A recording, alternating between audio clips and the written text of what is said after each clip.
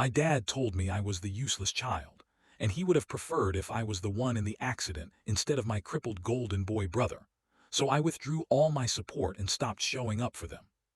To understand why it hurts so much, you have to understand the hierarchy in my house. My brother was the son everyone orbited around. He was the golden boy, charismatic, athletic, the one with the bright future. I was, just there. I was the reliable one, the background character.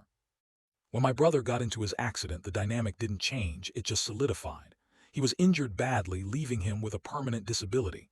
Naturally, the family rallied. My parents were devastated, and I stepped up.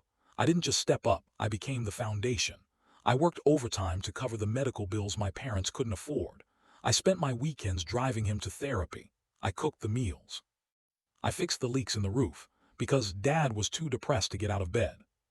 I thought that by saving them, I might finally earn my place at the table.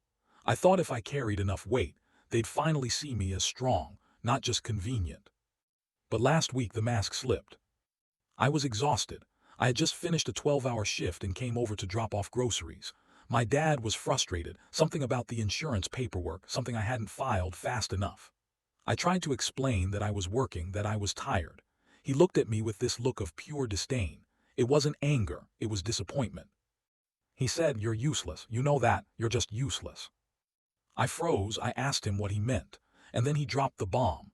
He looked at my brother who was sitting in the living room and then back at me. He said, "It's a tragedy. It really is, because if I had to choose, honestly, I would have preferred if you were the one in the accident. At least he had potential. You're just here." The air left the room.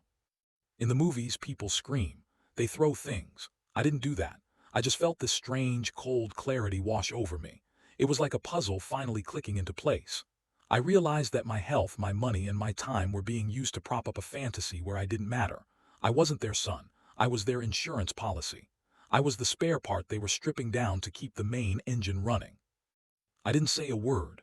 I put the car keys on the counter. The keys to the car I paid for. I took the cash I had brought for the electric bill and put it back in my pocket. My dad asked, "Where are you going? We're not done." I said, "Yes, we are." I walked out the door, got into my own car, and drove home. That night, I canceled the standing bank transfers. I removed myself as the emergency contact at the hospital. I blocked their numbers. The first thing I did when I got home was open my laptop. I didn't cry. I logged into my bank. I canceled the standing orders. The mortgage supplement, canceled. The physical therapy auto pay, canceled. The Netflix, the internet, the grocery delivery service, canceled, canceled, canceled. For the first 24 hours, there was